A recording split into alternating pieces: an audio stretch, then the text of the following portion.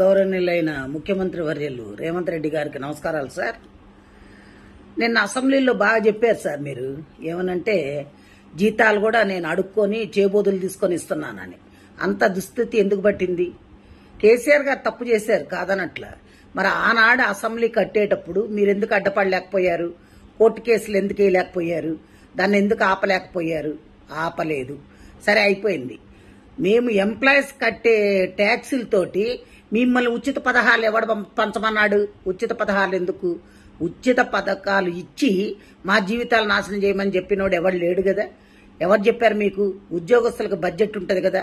మా జీతాలు మాకున్నప్పుడు మాది మీరు ఇంకా అడుక్కునేది ఎందుకు? వేరే దానికి ఎందుకు ఉపయోగిస్తున్నారు? ఫ్రీ బస్సు ఎవరు పెట్టమన్నారు? ఎవడైనా ఈ రోజుల్లో మరీ కూటికి లేని పేదలు నిరుపేదలు ఉంటే ఆధార్ కార్డు చూపెడితే వాళ్ళకి ఇవ్వాలి.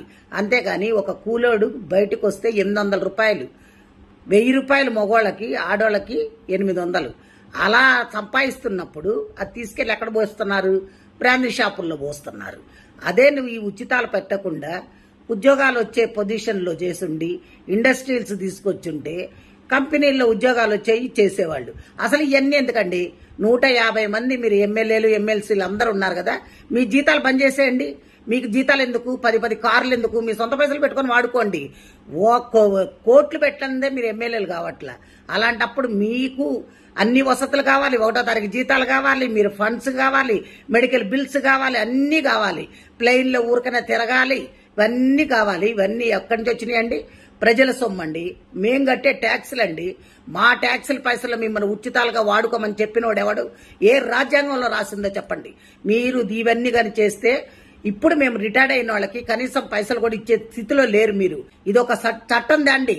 స్టేట్ గాని సెంట్రల్ గాని మీ ఇష్టం వచ్చినట్టు వాడుకొని మాకు ఉచితాలు ఇస్తున్నాం, మీకు ఉచితాలు ఇస్తున్నాం అని చెప్తున్నారు. ఉచితాలు ఎవరికి ఇస్తున్నారు? ఉచితాల పేర్లతోటి మీ కార్యకర్తలకి దోషి పెట్టుకుంటున్నారు. అంతేగాని మీరు ఎవరికి ఏం చెయ్యట్లా, న్యాయం జరగట్ల అక్కడ. కాబట్టి దయచేసి మీరు ఇంకోసారి ఈ పిచ్చి సలహాలు ఇవ్వకుండా ఇప్పుడు ఎవరికైతే క్లాస్ 4th ఎంప్లాయీస్ కూడా జీపే పై పెట్టుకుంటే బిల్లులు ఇచ్చే స్థితిలో లేకుండా అయిపోయారంటే ఏమనుకుంటున్నారు?